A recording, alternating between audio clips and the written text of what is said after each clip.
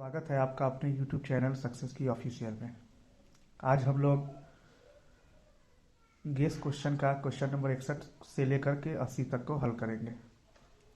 Question number 61 है, त्रिभुज ABC में DE समानांतर है BC एवं AD बटा DB बराबर है 3/5।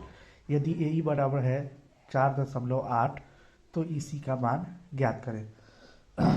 तो हम लिखेंगे कि दिया है यही त्रिभुज ABC है, इसमें DE समानांतर है BC।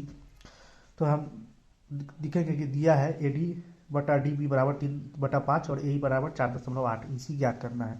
तो जब DE समानांतर है EC, तो उस दिन भी बताए थे कि जब समानांतर हो, जब DE समानांतर हो BC या कोई भी हो, PQ समानांतर हो BC जैसा हो, तो हम क्या करेंगे, इतना बटा इतना बराबर हो जाएगा इतना बटा इतना।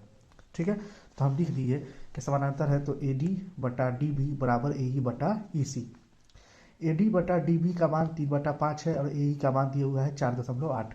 हम लोग क्या करेंगे, इसका क्रॉस मल्टीप्लिकेशन कर देंगे, यानी कैंचिया गुना कर देंगे। तो 3EC से तो 3EC हो जाएगा और 5 से 4.8 में गुना करेंगे तो 24 हो जाएगा। इसलिए EC बराबर 3 इधर गुना में, इधर आके भाग में। ठीक है, तो EC का वैल्यू आ जाएगा 8 सेंटीमीटर। कितना आ जाएगा, 8 सेंटीमीटर आ जाएगा। ठीक है, क्वेश्चन नंबर 62 है आपका। क्वेश्चन नंबर 62 है कि किसी वृत्त की परिधि 462 सेंटीमीटर है तो इसकी त्रिज्या क्या होगी। तो वृत्त की परिधि 462 है तो त्रिज्या क्या होगी, तो हम वृत्त की परिधि के सूत्र से ही निकाल लेंगे। तो वृत्त की परिधि बराबर 462, तो वृत्त की त्रिज्या परिधि का सूत्र होता है 2πr।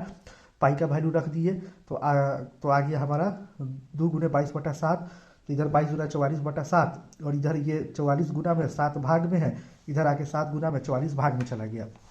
तो इसलिए R बराबर हल करके हमारा आ गया 462 में 7 से गुना किए तो 3234 आ गया बटा 44 भाग दे दिए तो आ गया 73.5 सेंटीमीटर। ठीक है, तो अगला क्वेश्चन है, इसमें 63 नंबर क्वेश्चन है कि दो संख्याओं का मौसा इतना है तथा लौसा इतना है। दो संख्याओं का मौसा 15 है तथा लौसा 105 है। यदि एक संख्या 5 है तो दूसरी संख्या ज्ञात करें। तो क्वेश्चन में दिया है, लिख लेंगे कि क्वेश्चन में दिया है आपका कि लौसा बराबर 105, मौसा 15, पहली संख्या 5 तो दूसरी संख्या। तो सूत्र होता है दूसरी संख्या बराबर जो होता है वो लौसा गुने मौसा बटा पहली संख्या। तो लौसा का वैल्यू डाल दिए, मौसा का वैल्यू डाल दिए। पहली संख्या 5 है, 5 से 15 3 बार कट गया, 105 से 3 में गुना करिए 315। हमारा सही आंसर होगा 315। क्वेश्चन नंबर 64 है आपका कि 64 नंबर क्वेश्चन है कि -12 किस पाद में स्थित है। तो इसके लिए थोड़ा सा हम समझते हैं यहाँ पे कि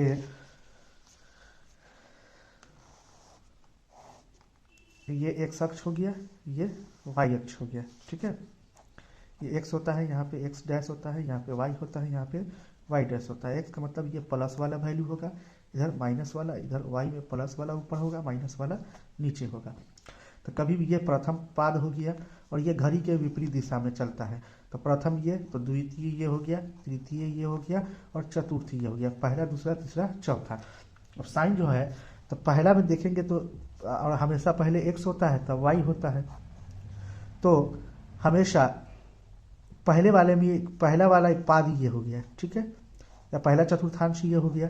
तो इसमें क्या हो गया, x का वैल्यू प्लस में है, y भी क्या है, प्लस में है।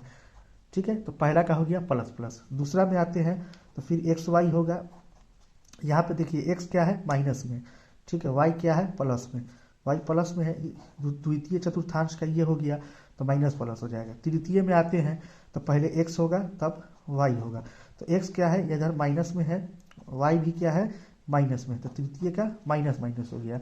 चतुर्थ में चलेंगे तो चतुर्थ में पहले x होगा फिर y होगा। तो देखिए x क्या है, इधर प्लस में है। ठीक है, y क्या है, माइनस में है, तो प्लस माइनस। इस तरह से प्रथम पाद का निर्देशांक प्लस प्लस, द्वितीय का माइनस प्लस, तृतीय का माइनस माइनस और चतुर्थ का प्लस माइनस। अब इसमें हमको अंक से मतलब नहीं है, अंक कुछ भी दिया रहे अंक से मतलब नहीं है, हमको साइन देखना है।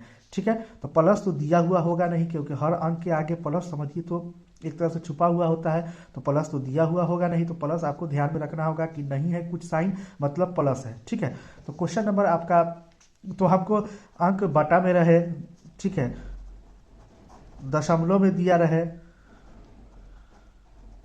उससे मतलब नहीं है हमको, इससे मतलब हमको मतलब है सिर्फ साइन से मतलब, ठीक है। तो हमारा क्वेश्चन नंबर 64 है -12 किस पाद में स्थित है। तो अभी हमने देखा कि माइनस माइनस जो है वो हमारा किस में आया है, माइनस माइनस आया है तृतीय में, ठीक है ना। तो हम लिख देंगे कि तृतीय पाद में स्थित है। क्वेश्चन नंबर 65 है कि समांतर श्रेणी 4, 9, 14, 19 का कौन सा पद 109 है। तो हम इसको हल करेंगे तो लिखेंगे प्रथम पद बराबर 4। हम इसको क्लियर इसलिए हल करवा दे रहे हैं कि आपको कहने का मतलब है कि दिक्कत ना हो, आप आसानी से इसको देख के वैसे बनाएंगे तो आपको आसानी होगी, स्टेप वाइज स्टेप बना दे रहे हैं। तो प्रथम पद क्या है, 4 है। सार्वंतर डी बराबर T2 माइनस T1, तो T2 ये हो गया, ये T1 हो गया, तो T2 में से T1 घटाया, सार्वंतर आ गया 5। और आपका Tn बराबर दे दिए हुआ है कि 109, कौन सा पद 109 है, तो Tn दे दिए हुआ है। तो Tn बराबर सूत्र होता है a plus n minus 1 into D. Tn 109 है, a का वैल्यू हमारा 4 है, n ज्ञात करना है और d का वैल्यू 5 है। इसको हल किए, हल करने के बाद हमारा n बराबर क्या आ गया 22, तो हम लिख देंगे 22वां पद। तो इस तरह से हो जाएगा कि 109 जो है 109 कैवा पद है, ठीक है, तो हम लिख देंगे कि 22वां पद है, ठीक है। अब अगला क्वेश्चन है कि 66 नंबर क्वेश्चन है कि बिंदु -7, 5 और बिंदु ए -7, 5 और बी 4, 2 को मिलाने वाली रेखा के मध्य बिंदु का नियामक। तो इसके लिए हम पहले x1 x2 लिख लेंगे। तो हमारा x1 जो है -7 है, x2 है 4 है, y1 5 है और y2 क्या है 2 है। इसको हल करेंगे तो मध्य बिंदु बराबर होता है x1 जोड़ x2 बटा 2 कॉमा y1 जोड़ y2 बटा 2। तो x1 -7 है, x2 4 है, प्लस माइनस माइनस 7 में से 4 गया 3, बड़ा है 7 तो माइनस 5 2 7 बटा 2, ये कटेगा नहीं, इसलिए हमारा मध्य बिंदु का जो नियामक हो जाएगा -3 बटा 2 और 7 बटा 2 हो जाएगा, ठीक है। अगला नंबर क्वेश्चन है 67 नंबर के प्रथम 5 विषम संख्याओं का माध्य ज्ञात करें। तो प्रथम 5 विषम संख्या आप जानते हैं, वैसी संख्या को कहते हैं विषम संख्या जो 2 से पूर्णतः विभाजित न हो। तो 1 3 5 7 9 ये प्रथम 5 विषम संख्या हो गया। माध्य बराबर होता है आंकड़ों का योग बटा आंकड़ों की संख्या या प्रेक्षणों का योग बटा प्रेक्षणों की संख्या। तो जब विषम संख्या दिए हुआ है तो लिख दिए, योग है, योग के मतलब जोड़ होते हैं, तो लिख दिए जोड़ में, बटा आंकड़ों की संख्या तो 1 2 3 4 5 है, 5 रख दिए, जोड़ने के बाद 25 आएगा। कैसे जोड़ेंगे, 9 1 10, 7 3 10 20 और 5 25, 25 बटा 5। तो इस तरह से माध्य कितना आ जाएगा आपका 5 आ जाएगा। अगला क्वेश्चन है 68 नंबर के बिंदु 2 3 की दूरी मूल बिंदु से ज्ञात करें। तो x1 आपका 2 हो गया और कहने का मतलब है x बराबर 2 और y बराबर 3 हो गया, यहाँ पे मिस्टेक से लिखा गया होगा, x बराबर 2 और y बराबर 3 हो गया। तो मूल बिंदु से दूरी बराबर का सूत्र होता है, मूल बिंदु से दूरी का सूत्र होता है √x² प्लस y स्क्वायर। तो x का वैल्यू 2 है तो 2 का स्क्वायर प्लस y का वैल्यू 3 है, 3 का स्क्वायर, 2 दूना 4 और 3 तिहाई 9। बहुत बच्चे क्या करते हैं कि गलती क्या करते हैं कि देख रहे हैं कि स्क्वायर है तो एक बाहर निकाल लिए, स्क्वायर है तो एक बाहर निकाल लिए, 3 2 5 कर दिए, ये गलत है। पहले इसको हल करेंगे, 2 का स्क्वायर 4, 3 का स्क्वायर 9, 9 4 13, √13 बाहर नहीं निकलेगा रूट से, तो √13 इकाई, ठीक है। ये इसका मूल बिंदु से दूरी हो गया। क्वेश्चन नंबर 69 है कि निम्न में कौन अपरिमेय नहीं है। अपरिमेय नहीं है मानी मतलब ये है कि ऑप्शन के हिसाब से अपरिमेय नहीं है तो परिमेय होगा।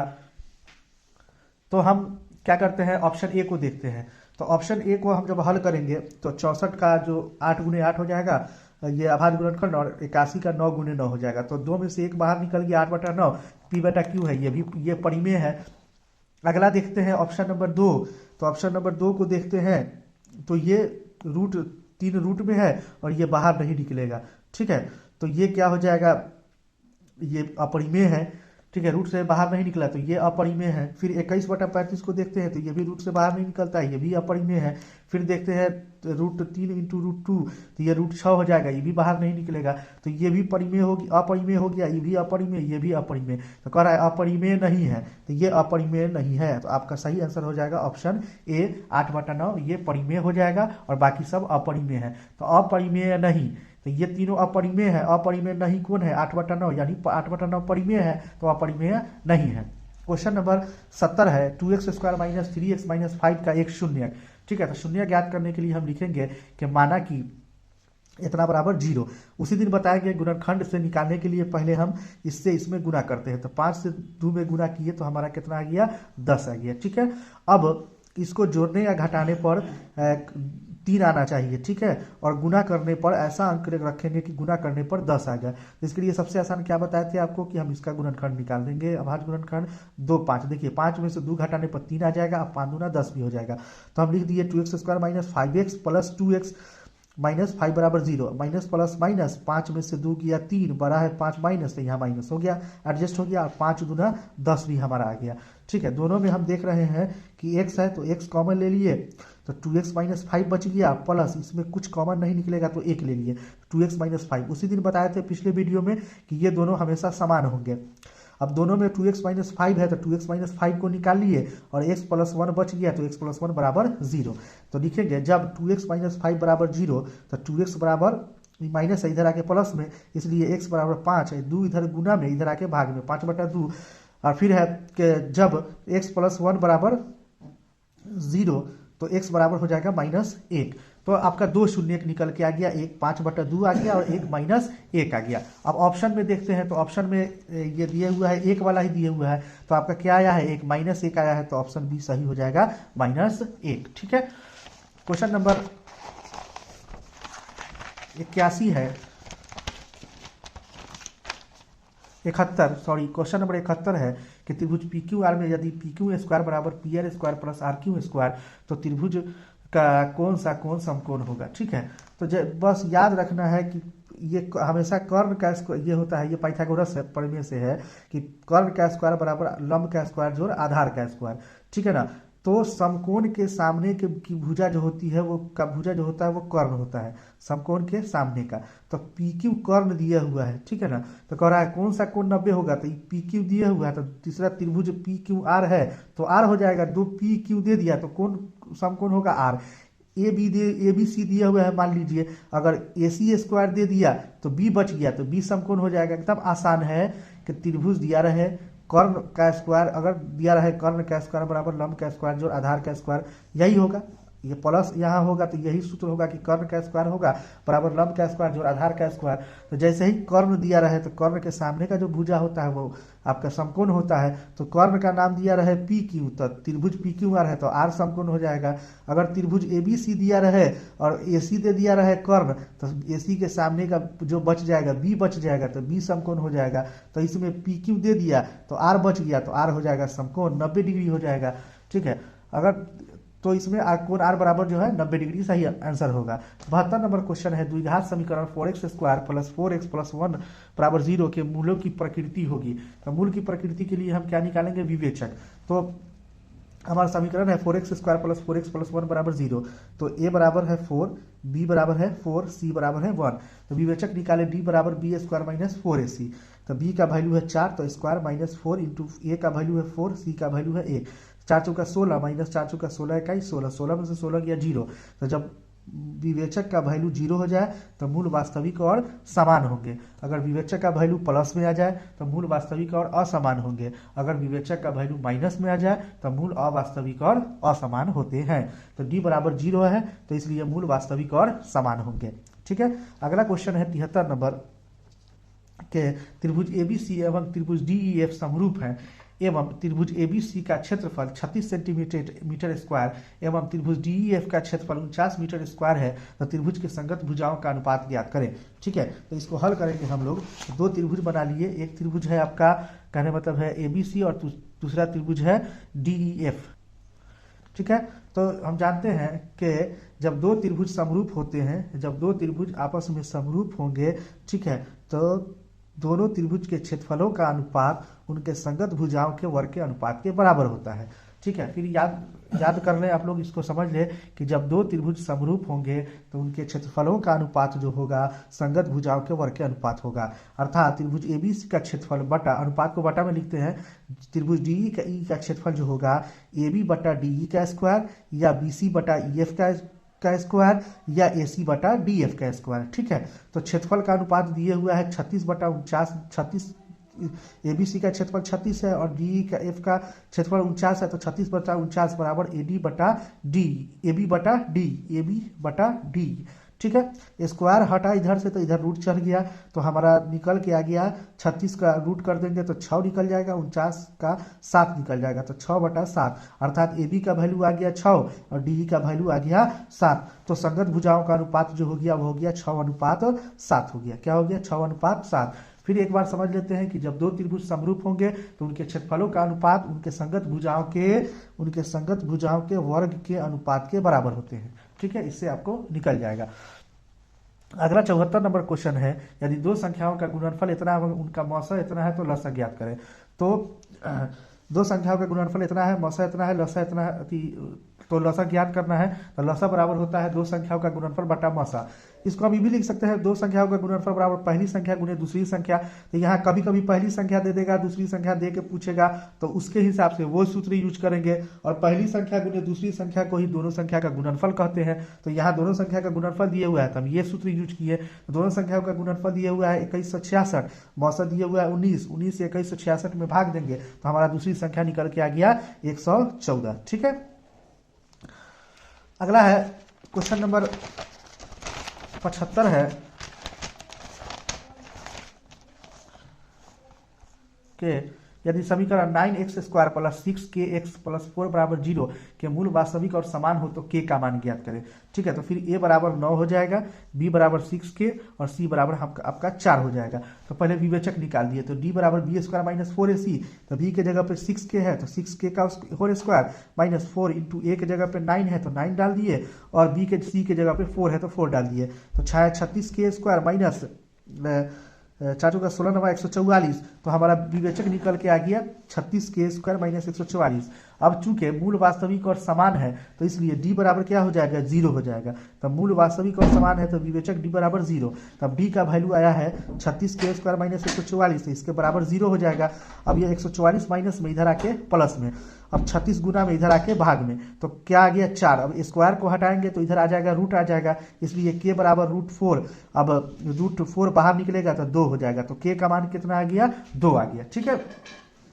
अगला क्वेश्चन है 76 नंबर क्वेश्चन है कि द्विघात समीकरण ax² + bx + c बराबर 0 जहां a बराबर नहीं है 0 में x का मान होंगे। ठीक है, तो ऑप्शन के हिसाब से a बराबर a है, b बराबर b, c बराबर c, तो इसलिए x बराबर जो होगा -b + -√b² - 4ac बटा 2a। ठीक है, तो x बराबर जो हो जाएगा -b + -√b² - 4ac बटा 2a। ठीक है, चूंकि ये सूत्र होता है तो b यहाँ b बराबर b रख दिए। ठीक है, b² है तो फिर b² हो जाएगा -4, a के जगह पर a है, c के जगह पर c है, बटा 2a होता है तो 2a होता है तो a के जगह पर 1 रख दिए थे, अर्थात ये सूत्र ही आपका हो गया। ठीक है। 77 नंबर क्वेश्चन है कि 21 सेंटीमीटर त्रिज्या वाले वृत्त के चाप की लंबाई क्या होगी जो केंद्र पर 60 डिग्री का कोण बनाता है। तो थीटा बराबर 60 डिग्री, r बराबर त्रिज्या बराबर 21 सेंटीमीटर। तो वृत्त के त्रिज्या खंड का चाप, ठीक है, वृत्त के त्रिज्या खंड का चाप की लंबाई, तो वृत्त के त्रिज्या खंड का चाप कह लीजिए, इसको चाप कर दीजिए, चाप पूछ रहा है तो बराबर हो जाएगा थीटा बटा 360 इंटू 2πr। उस दिन भी बताया था कि त्रिज्या खंड का क्षेत्रफल जो होगा थीटा बटा 360 πr² होगा और वृत्त के त्रिज्या खंड का चाप जो होगा वो थीटा बटा 360 2πr होगा। ठीक है, तो थीटा का वैल्यू दिया हुआ है 60, तो 60 रख दिए बटा 360 गुने 2π का वैल्यू 22/7 और r त्रिज्या दिया हुआ है 21 सेंटीमीटर। ठीक है, 60 से 36 कट गया 6 बार, 7 से 21 3 बार, 21 से 6 2 बार, 2 से 2 कट गया, बच गया 22। तो त्रिज्या खंड का चाप जो हो गया वो हो गया आपका 22 सेंटीमीटर। ठीक है, क्वेश्चन नंबर 78 है, निम्न में कौन समांतर श्रेणी में नहीं है। तो इसके लिए हम क्या करेंगे, सब का ये करते हैं, क्या करते हैं, सार्वंतर निकालते हैं। तो देखते हैं कि ऑप्शन ए का सार्वंतर निकालते हैं तो दोनों का सार्वंतर, ठीक है, तो दो पद का सार्वंतर निकालते हैं तो इसमें भी सार्वंतर डी आता है, इसमें भी सार्वंतर डी आता है, तो दोनों का सार्वंतर समान है, इसलिए ऑप्शन ए एपी में है। ठीक है, अगला है